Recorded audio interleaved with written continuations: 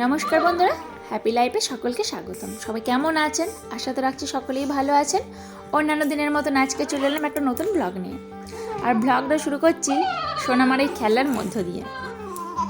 ওর নিত্য নতুন যতই খেলনা থাকুক না কেন, এই ক্যাকটাসটা খুবই পছন্দ করে। যেহেতু ক্যাকটাসটা ইকো হয়, ওর মনের ভাব প্রকাশগুলো যেইভাবে হু হ্যাঁ করে প্রকাশ করে, সেইগুলোই এটা ইকোর মাধ্যমে এই যে আওয়াজটা হয়, তো কিছুতেই ক্যাকটাসটা ছাড়তেই চায় না। যতক্ষণ না চার্জ শেষ হয়ে যায় ততক্ষণ ক্যাকটাসটা নিয়ে একভাবে খেলা করে। কি হলো বাবা? আর অনেক সময় এমনও হয় অনেকটা কান্নাকাটি করছে, তারপরে একদম শুতেই চাইছে না।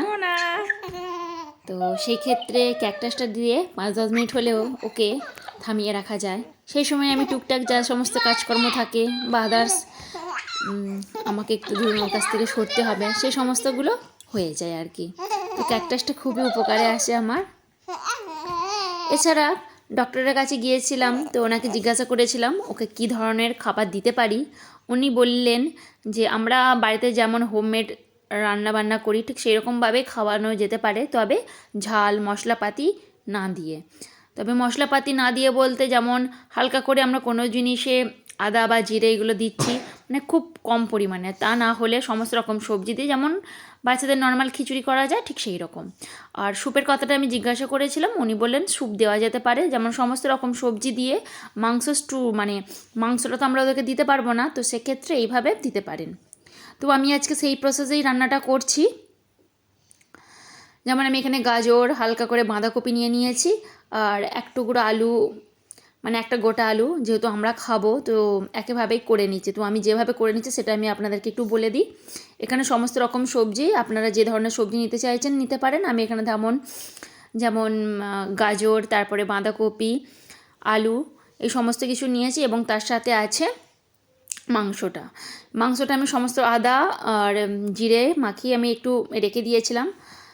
যখন এই সমস্ত কিছু একবার কড়াই নেড়ে নিয়ে তারপরে দিয়ে দিলাম। এইভাবে রান্নাটা করছি আর কি। তো আর এখানে আজকে একটু করে নেব পকোড়া। তো পকোড়ার জন্য এখানে আমি সমস্ত মশলাপাতি মাখিয়ে রেখেছিলাম, জিরে ধনে লঙ্কা সমস্ত কিছু মাখিয়ে রেখেছিলাম। আর এখানে ছোট ছোট করে পেঁয়াজ আর ধনে পাতাটা শুধুমাত্র একবার মিক্সিতে দিয়ে একবার জাস্ট চালিয়ে নিয়েছিলাম, তাহলে কি হয় কুচি কুচি যে ভাবটা হয় সেই রকমটা হয়ে গিয়েছিল।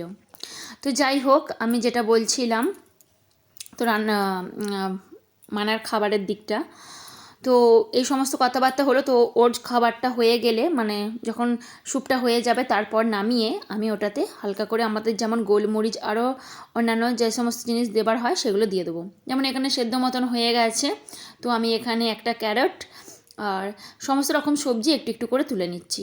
আর ভাতটা যেহেতু আমাদের আলাদা করে হয়েই গেছে, সেখান থেকেই একটু সামান্য পরিমাণে ভাতটা নিয়ে নেব। ও তো এখন প্রচুর পরিমাণে খেতে পারে না, আর সমস্ত রকম সবজি একেবারে বড় মেয়েটাও স্যুপ খেতে ভালোবাসে। আর এমনিতে ঝুট ঝামেলার মধ্য দিয়ে আমিও যে আরও নিত্য নতুনভাবে রান্না করব সমস্ত কিছু হয়ে ওঠে না, তাই আর কি যতটা পারি সিম্পলের মধ্য দিয়ে দুটো মেয়েকেও খাওয়াতে হবে সেই সমস্ত কিছু মাথায় রেখে একেবারেই বসিয়ে নিয়েছি। তবে এইরকম একদম সিম্পলভাবে তো খেতে পারবো না, তাই আমরা দু একটা জিনিস আবার অ্যাড করে নেব। তবে এটা খুবই এরকম পাতলাভাবে করে নিয়েছি, আর ওকে খাওয়াবো, দেখুন কেমনভাবে খায়। যেহেতু স্যুপটাই আজকে প্রথম দিন দিচ্ছি, তো দেখলাম ও খুব ভালো রকমভাবেই মজা করে খেলো। দেখুন আজকে দেখছি এখন যখন খাচ্ছে তখন পাটা দুলিয়ে দুলিয়ে খাচ্ছে, আর আমি যখন ওকে ভিডিওটা করছি ও বুঝতে পারছে। এবার দেখুন কেমন হাসি দেবে। অন্যান্য দিন যেমন একটু ভাত দিই, তো ভাতটা এরকম একদম পাতলা করেই দিই, ও এখনও সেভাবে খেতে পারে না। আর যদিও ওর এখন ব্রেস্ট ফিডিংয়ের উপরে এখন অনেকটাই নির্ভর, খুব পরিমাণে যে দুধ বা অন্যান্য কিছু খাওয়াই তা না, দুধটা দিনে একবার খাওয়াই, আর ওই যে মম কেয়ারটা সেটাও একবার খাওয়াই। তো ডক্টরকে জিজ্ঞাসা করলাম, উনি বললেন যে না, যতদিন ব্রেস্ট ফিডিং করতে পারবে এবং যতবার করতে পারবে সেটা আরও ভালো, তো সেটা যতদিন চালিয়ে যেতে পারবেন সেই রকমই উচিত। তো আমিও ঠিক সেই রকমভাবেই করছি আর কি, মানে যতদিন হয় আর কি। তার সাথে সাথে খাবার দাবারগুলো অবশ্যই দিতে বলেছেন অল্প অল্প পরিমাণে, যাতে ওর অভ্যাসটা হয়ে যায়, তো সেই রকমই আমি করার চেষ্টা করছি। আর এখানে পকোড়াটা ভেজে নিলাম, রান্নাবান্না তো হয়েই গেছে। পকোড়াগুলো ভেজে নিলাম ভাতে খাওয়ার সময়, দু একটা আগে ভাজা হয়ে গিয়েছিলো, মেয়েটা ওই দু একটা খেয়েছিল। আর এই যে একটু স্টু বানিয়ে নিয়েছিলাম। তো তো রোজ রোজ যে কষা তারপর এটা সেটা মাংসের হয়, রোজ দিন তো আর একরকম ভালোও লাগে না। তাই আজকে ভাবলাম যে একটু আলাদা রকমভাবে করে নিয়ে থাকি। এই যে এখন বিকালের দিকে ঘুম থেকে উঠে পড়েছে, এবার ওকে নিয়ে একটু বসতে হচ্ছে আর কি। সবসময় তো শুয়ে থাকতে ওরও ভালো লাগে না, আর একভাবে শুয়ে শুয়ে খেলা করবে বা একভাবে বসে থাকবে সেটাও ওর ভালো লাগে না, যেমন আমাদের তো ভালো লাগে না, তো সাথে সাথে ওদেরও ঠিক সেম। তো বড় মেয়েটা এখন একটু বাইরের দিকে আছে, আর ওকে একটু সন্ধ্যার দিকে সন্ধ্যা হয়েই এসেছে, ওকে একটু নিয়ে ঘরের মধ্যেই আছি। এখন যেহেতু বাইরে দেখছি বেশ হালকা হালকা রকম ঠান্ডাটা ভালো রকমই পড়েছে, আর বাইরে নিয়ে এখনও পর্যন্ত যাচ্ছি না, কারণ একে একটু ও সর্দি মতন হয়ে আছে, তারপরে কাশিটাও আছে। আর সন্ধ্যার দিকে মেয়েটাকে একটু দুধ দিচ্ছি, বড় মেয়েটাকে দুধটা একবার নিয়ে ওর কাছে গেলাম, তো দুধে আবার একটু সর পড়েছে বলে আবার আমাকে ফেরত পাঠিয়েছে। দুধটা আবার ঠিক করে ওকে নিয়ে যেতে হবে, মানে সরটা বাদে নিয়ে যেতে হবে।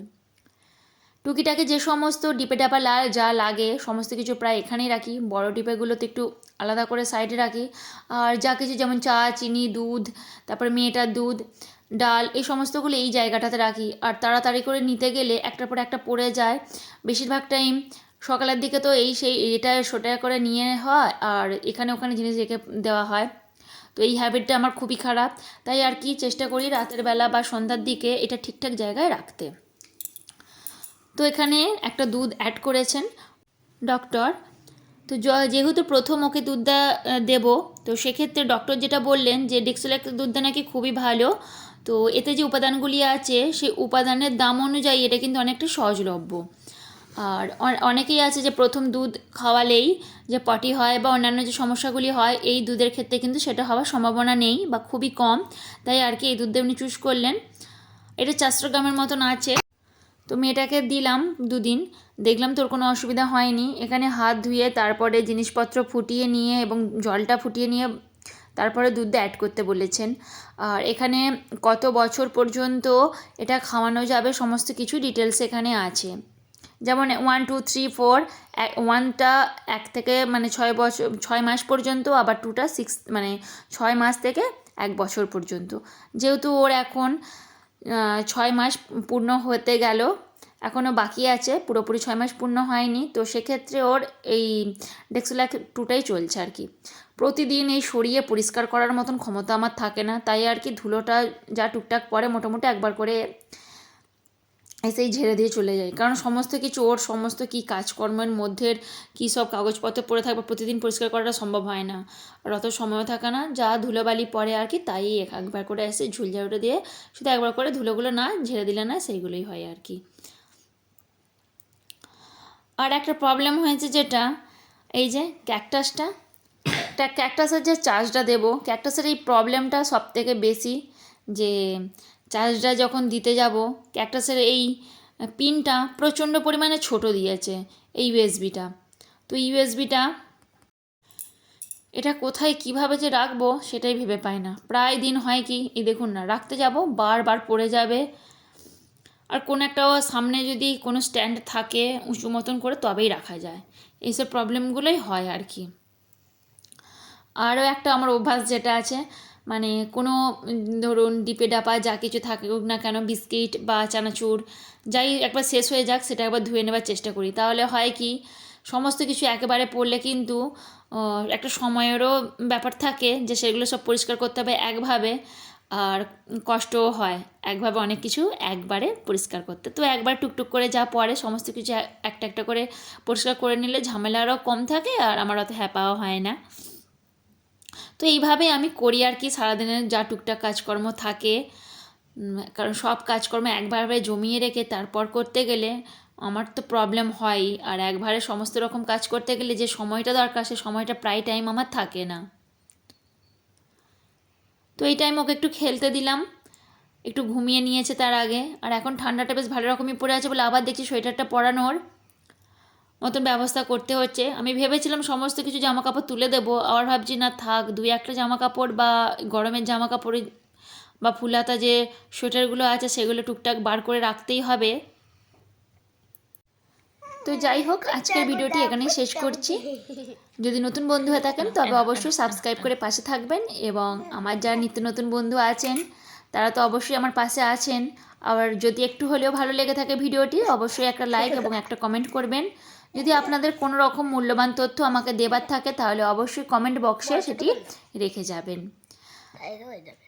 আর আমার এই ভিডিওগুলি কেমন লাগছে অবশ্যই সেটি জানাবেন। আর সোনামার ব্যাপারে বা যদি কোনো কিছু জানার থাকে বা যদি আমাকে কোনো কিছু জানাতে থাকেন তো অবশ্যই সেটা জানাতে পারেন নির্দ্বিধায়। আমিও চেষ্টা করব সেই জিনিসগুলো চেঞ্জ করে নিতে, বা যদি কিছু অ্যাড করতে বলেন সেগুলো অবশ্যই অ্যাড করে নেব, এই আর কি। তো শেষ পর্যন্ত আমার সাথে থাকার জন্য অসংখ্য অসংখ্য ধন্যবাদ। ভিডিওটি এখানেই শেষ করছি। সুস্থ থাকবেন এবং হাসি খুশি থাকবেন। নমস্কার।